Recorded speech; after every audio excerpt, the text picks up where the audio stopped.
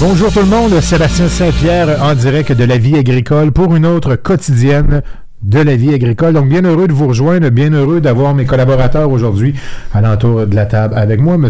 Claude Roy, M. Simon Bégin et bien sûr mon co-animateur, M. Yannick Patelli. Messieurs, bonjour. Bonjour. Bonjour à toi, Sébastien. Donc, aujourd'hui, notre invité, M. Taylor McCann. Bonjour, M. McCann. Bonjour Taylor. Est-ce que tu nous entends? Bonjour Taylor. Alors juste Taylor, pourquoi tu es habitué à nos émissions de télé, et maintenant nos émissions de radio, puisque depuis le mois de janvier, avec l'extension dans 13 radios à travers le Québec et l'Ontario francophone, on a maximisé, comme on disait, et comme on dit à nos auditeurs, notre qualité son. Et pour l'instant, il n'y a plus d'image, donc on se parle simplement à la radio.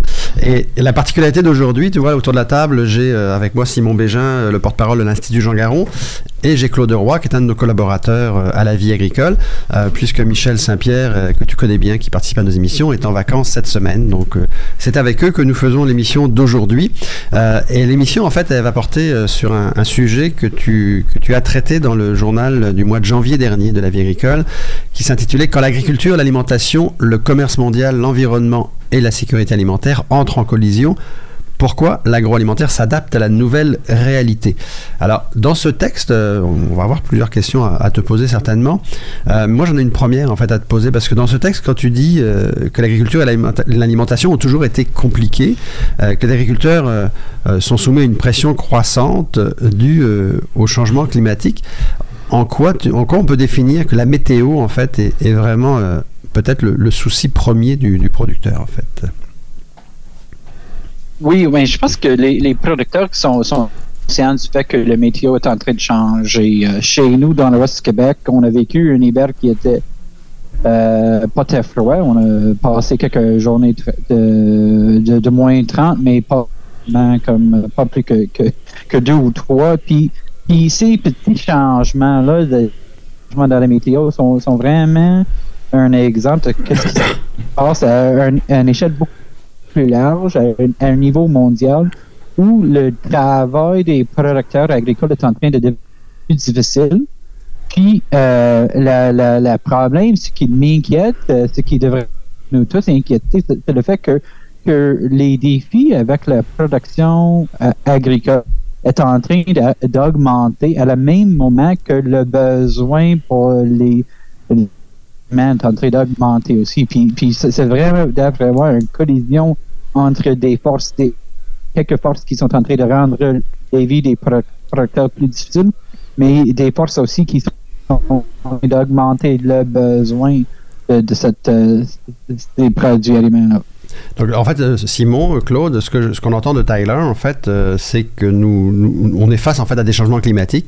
Parce qu'en fait, quand on parle de périodes de grand froid et de réchauffement, mais des périodes de grand froid finalement qui ne durent plus tout l'hiver, puisqu'on nous parle de grand froid qui dure 2 jours, 3 jours. En fait, comment, je pense que l'Institut, vous avez déjà réfléchi aussi à ces changements qui surviennent, en fait. Comment l'agriculture de demain va devoir changer la donne, en fait? Oui, Yannick, il y a des grandes forces en présence. Il y a des grands obstacles, on en a mentionné, les changements climatiques. Il y a les effets pervers d'un système capitaliste qui, à un moment donné, peut considérer la nourriture comme une commodité, comme si c'était du pétrole ou de l'acier, comme quelque chose qui se transige à la bourse, alors que ça répond à des besoins vitaux. Mais en même temps, il y a des mouvements positif. On voit on a eu un entretien récemment avec la directrice générale de l'Institut de technologie agroalimentaire du Québec et la formation donnée au sein de cet institut-là a pris un virage fondamental vers l'agroécologie.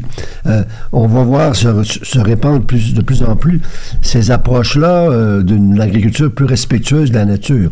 Maintenant, est-ce que ça va être suffisant pour régler ces enjeux-là? Peut-être pas. Et si on regarde à l'échelle planétaire, l'échelle plus grande, dans le texte de M. Taylor, on voyait les chiffres assez aberrants de 800 millions de personnes qui souffrent de sécurité alimentaire, 50 millions qui sont au bord de la famine, et c'est en croissance continue à cause entre autres des grands événements politiques, les guerres ici et là. C'est sûr, ça pose des questions troublantes. La famine a toujours existé de tout temps. Il y a toujours des problèmes de faire en sorte que la nourriture soit là où on en a besoin, mais c'est encore plus évident aujourd'hui.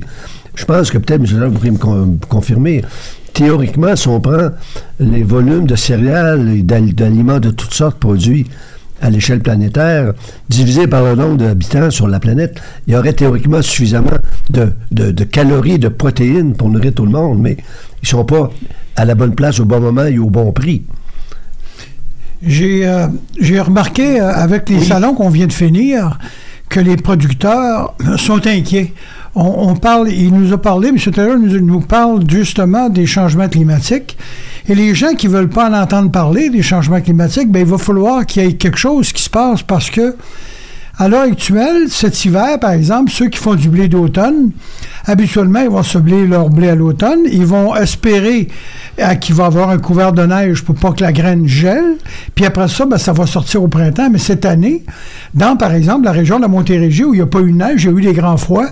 Donc là, ils se posent des sérieuses questions de savoir comment ça va être la récolte du blé d'automne, parce que justement, il y a eu ces changements climatiques. Donc, on a raison de s'inquiéter sur les changements climatiques. Puis c'est pas juste chez nous, c'est partout sur la planète, là. Tyler, vous avez entendu donc les questions et les commentaires de Claude et de Simon. Tyler? Oui, oui, je crois qu'il y en a qu'il y a cette inquiétude, cette besoin de seulement. On pense très souvent sur la question comment est-ce qu'on peut éviter notre impact environnemental, comment est-ce qu'on peut diminuer les gaz à effet de serre qui viennent de secteur agricole. Mais on devrait aussi réfléchir mieux sur la question de comment est-ce qu'on peut mieux adapter à une nouvelle réalité. Comment est-ce qu'on peut trouver ces solutions-là? Est-ce qu'il y a des variétés de blé d'automne qui sont plus résilients, qui peuvent mieux se vivre un hiver sans beaucoup de neige? Parce que oui, c'est vrai que quand on produit assez d'aliments, mais il y a des grands enjeux du gaspillage alimentaire qui est un défi. Il y a toute une question d'être capable de transporter les aliments où il y a besoin. Il y a une plus grande question pour l'avenir qui est en train de changer aujourd'hui sur le fait que les gens, les peuples en Asie, partout, qui sont en train de changer, avec des revenus qui augmentent, ils veulent acheter ils veulent manger plus de viande, par exemple. Mais ça prend plus d'aliments pour produire des viandes que des autres produits. Il y a beaucoup de forces qui oui, c'est vrai qu'on produit assez d'aliments, mais la réalité, c'est qu'il y a un manque d'aliments. C'est pas une question simple. Mais d'ailleurs, dans le texte que vous avez produit pour notre journal, pour l'Agricole, qu'on retrouve aussi sur le site de lvatv.ca et lagricole.com, je sais, vous listez, en fait, dans les nouvelles solutions, vous les listez, les agriculteurs améliorent leur méthode de travail. L'innovation, les technologies agricoles ont déjà mis de nouveaux outils dans les mains de l'ensemble de la chaîne de valeur. Puis vous dites que l'accent est mis sur la réduction justement des pertes et des gaspillages de nourriture. En fait, est-ce que ce sont des solutions que le CAPI voit comme des solutions d'avenir, ou on est déjà rendu est-ce que c'est appliqué en fait dans l'agriculture canadienne au jour d'aujourd'hui? Oui, en partie. Puis je pense qu'il y a c'est important que le travail qu'on fait déjà est en train de pencher. Le travail fait que les producteurs eux-mêmes sont en train d'essayer de régler ces questions-là, de livrer les solutions, ce qu'on a besoin. Mais la réalité, c'est qu'on a besoin de faire plus. On est loin d'être le pays le plus innovant du monde. Nous sommes loin d'être le pays le plus productif. Si on veut vraiment aller plus loin, à utiliser mieux, pas seulement à utiliser, mais à des innovations et ces nouvelles technologies, par exemple, on a besoin, il y a beaucoup de choses qu'on peut mieux faire. Puis, on a besoin d'un meilleur système, des meilleurs règlements, des meilleurs agricoles pour mieux encourager le développement des innovations puis de l'adaptation des nouvelles technologies. C'est pas une question de est-ce qu'on le fait ou non. Oui, on le fait, mais on peut faire. On peut faire plus. On peut faire plus. Puis dans le cadre dans le cadre géopolitique actuel, on en a parlé ces derniers temps parce qu'on a reçu comme invité entre autres Paul Robitaille qui arrive d'Ukraine, donc il nous a expliqué un petit peu la situation agricole en Ukraine. On a suivi depuis l'automne dernier les explications de Jean-Jacques Hervé, un spécialiste de l'Ukraine également, qu'on avait rencontré dans notre mission en France. Et un peu, Simon, ce que tu disais tout à l'heure, quand tu disais le danger là-dedans, c'est comment on va utiliser nos grandes cultures. Est-ce qu'on va l'utiliser pour nourrir? Est-ce qu'on l'utilisait pour l'énergie et autres? Je pense que c'est parce que tu faisais référence, j'imagine, à ce que Jean-Jacques Hervé avait comme laissé entendre comme l'après-guerre, en fait, qui pourrait faire en sorte que finalement on utilise trop de nos matières premières pour l'énergie. Oui, le scénario de M. Hervé est assez inquiétant dans le sens que lui, il se projette après la guerre.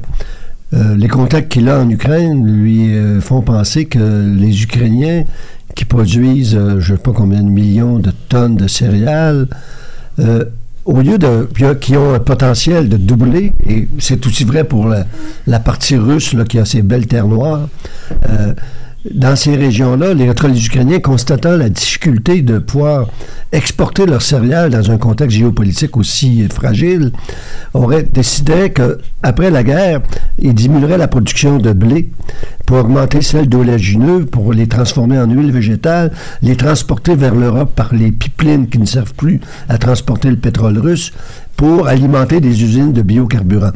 Alors, il y a une soif d'énergie sur la planète. On voit les prix qui ont augmenté. Tous les peuples se sont préoccupés de leur approvisionnement d'énergie. Mais si ça devait se faire au détriment de l'alimentation humaine par les céréales, je pense qu'on vient d'aggraver le problème. Est-ce que c'est un risque que vous percevez à votre niveau? Oui. L'utilisation des produits agricoles sous ce qui va arriver avec l'Ukraine dans le futur, la durée des tensions qui va exister, même si le conflit entre l'Ukraine et la Russie se règle cette année, les impacts des décennies, j'imagine que ça va changer notre façon de travailler pendant des années. Mais c'est important vraiment d'être conscient du fait que le taux d'insécurité alimentaire, les prix des denrées mondiales a commencé à augmenter et en avant de l'invasion russe. C'est pas seulement cette invasion-là qui a mis une invasion sur le système mondial alimentaire. Même si on va être capable de régler les défis, les impacts de l'invasion russe, même si on règle ces impacts-là, les enjeux fondamentaux du fait que nous sommes en train d'augmenter, mais le besoin est en train d'augmenter plus vite, ces fondamentaux vont durer encore. Puis c'est pas évident quelles sont les solutions qu'on peut mettre en place qui va vraiment régler ces questions de base pour le système alimentaire mondial. Claude, une question, une liaison, après on va aller à la pub. Oui, la question est-ce que vous ne pensez pas que les consommateurs, moi j'ai vu des émissions sur l'agriculture cet été, où des agriculteurs disaient, par exemple, à cause de la sécheresse, je vais jeter 400 000 $ de laitue. Alors que les 2 premières feuilles sont pas belles, mais le reste de la laitue est bonne à manger, mais je serai jamais capable de la vendre parce que personne ne va vouloir l'acheter. Justement parce que la clientèle est rendue difficile. On voudrait avoir toutes des carottes moulées ou des patates toutes égales parce qu'on est critique, on dit parce qu'ils sont déformés, c'est parce qu'ils ont été bourrés de pesticides. Donc on a une mauvaise impression sur la qualité des aliments. Et je pense qu'on a une nécessité sur l'emballage ou la beauté de l'aliment plutôt que de l'aliment comme tel. Est-ce qu'il n'y a pas ça ou c'est une éducation à faire auprès de la population? Oui, je pense que ça tout revient aux questions de gaspillage et les pertes des aliments. Les solutions sont nombreuses. Il y a c'est une d'éducation, mais c'est une autre question de comment est-ce qu'on peut utiliser des produits qui sont peut-être pas que les autres. Oui, la réduction de la gaspillage alimentaire, c'est bon. Alimentaire, c'est bon pour l'environnement, c'est pas nouvelle pour les producteurs aussi. Puis oui, ça devrait être une grande partie de la solution. Alors, on va aller à une courte pause, Tyler, et on revient avec Simon et avec Claude autour de la table.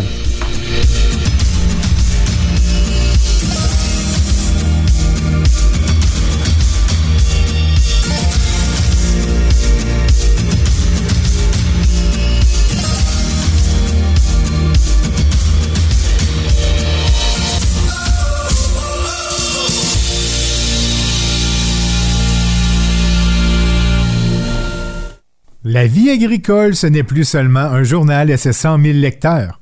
Découvrez aussi nos plateformes web sur www.lvatv.ca et écoutez nos podcasts dans 13 radios FM à travers le Québec et l'Ontario francophone. Une portée de plus de 1,5 million d'auditeurs. La vie agricole, par son émission La Quotidienne, se répand partout en région pour parler des vrais enjeux du Québec. Chez Belle-Île, on met en valeur les ressources de la ferme pour soigner les animaux d'élevage.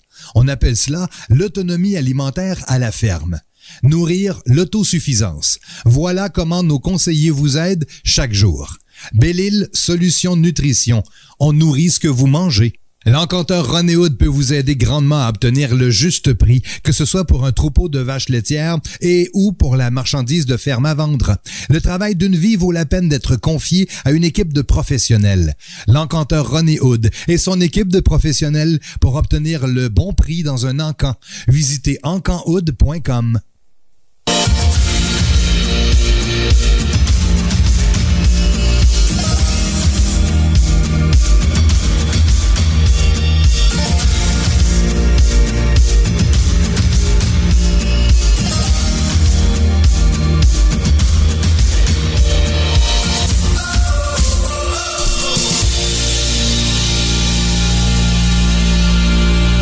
De retour à la quotidienne de la vie agricole, Sébastien Saint-Pierre avec vous, avec mes collaborateurs habituels, M. Claude Roy, Simon Bégin, M. Yannick Patelli, ainsi que notre invité aujourd'hui, M.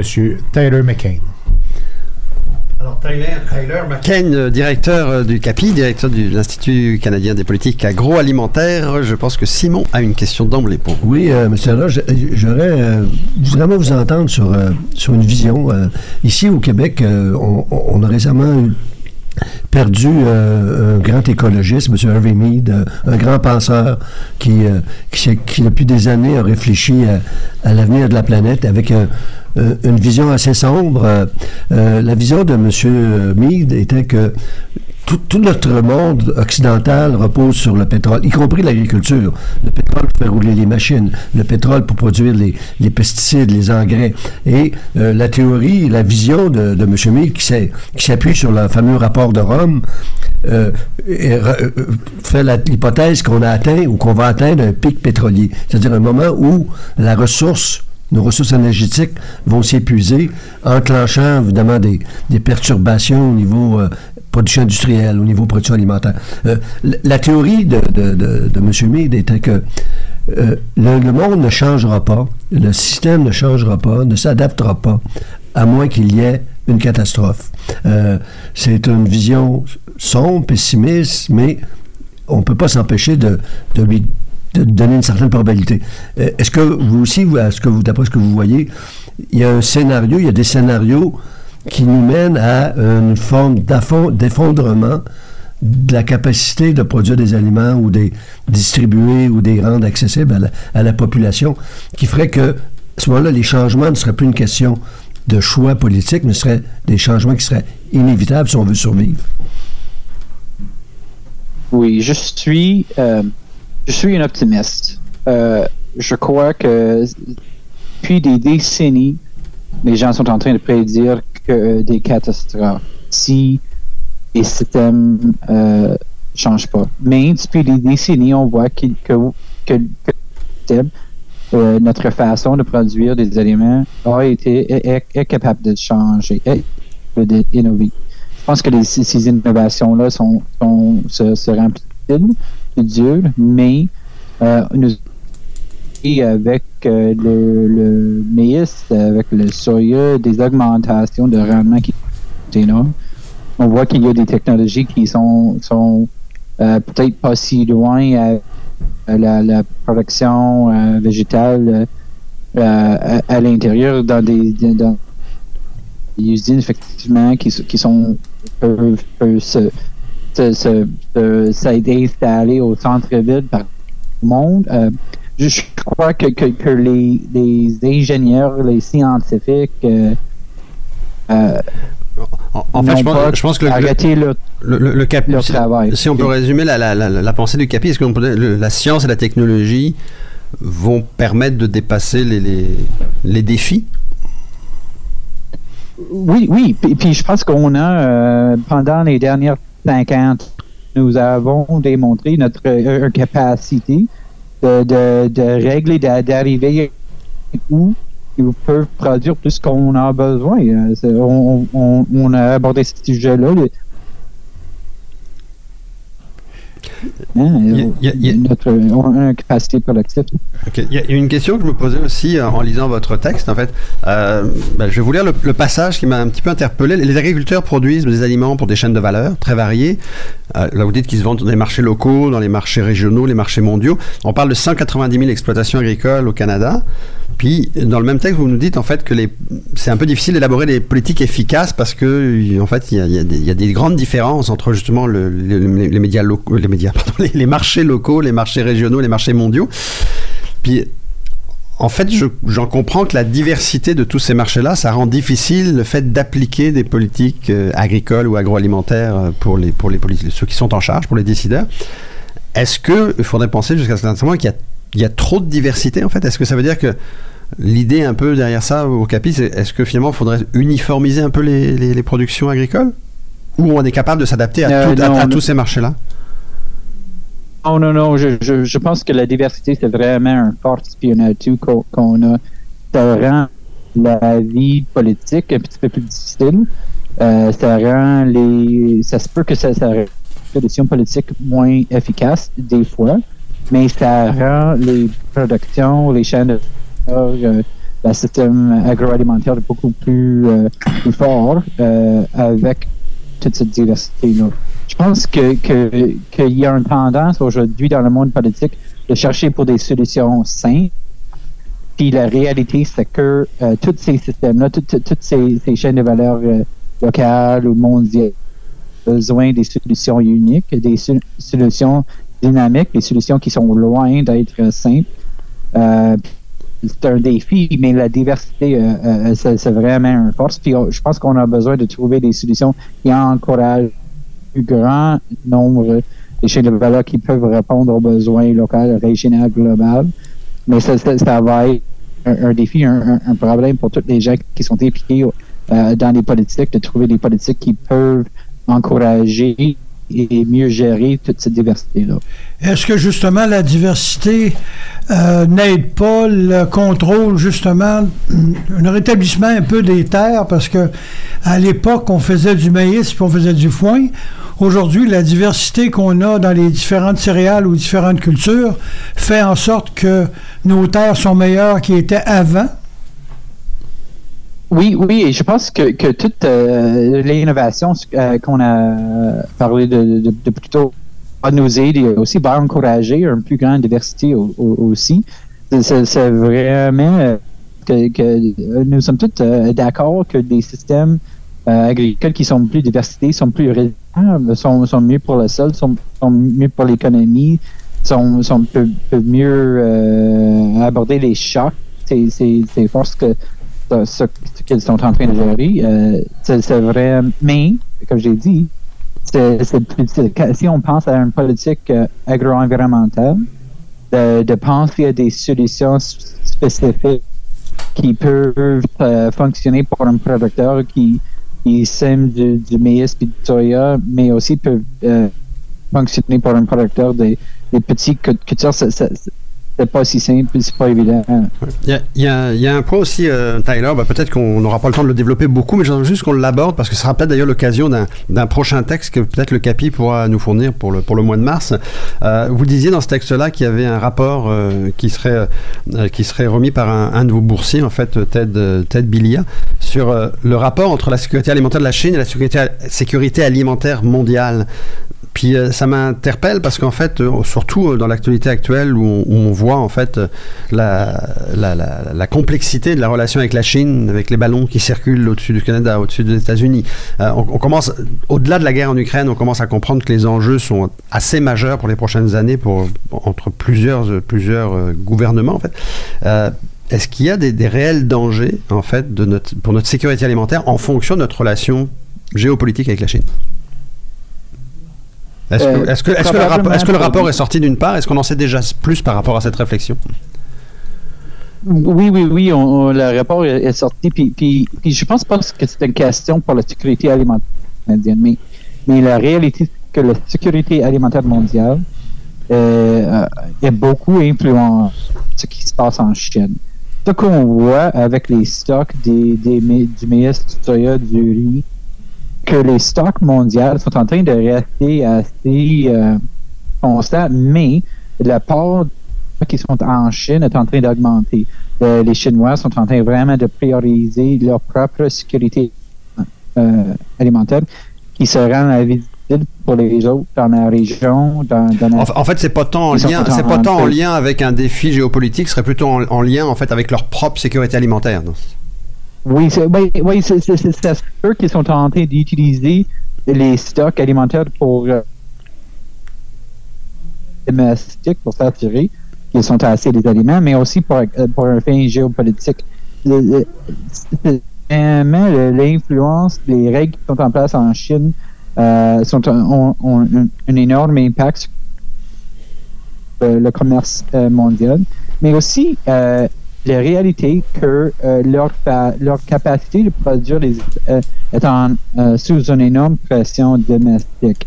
Ils ne sont pas en train de gérer, on a parlé de santé du sol, plutôt, la santé du sol en Chine est dans une bonne place.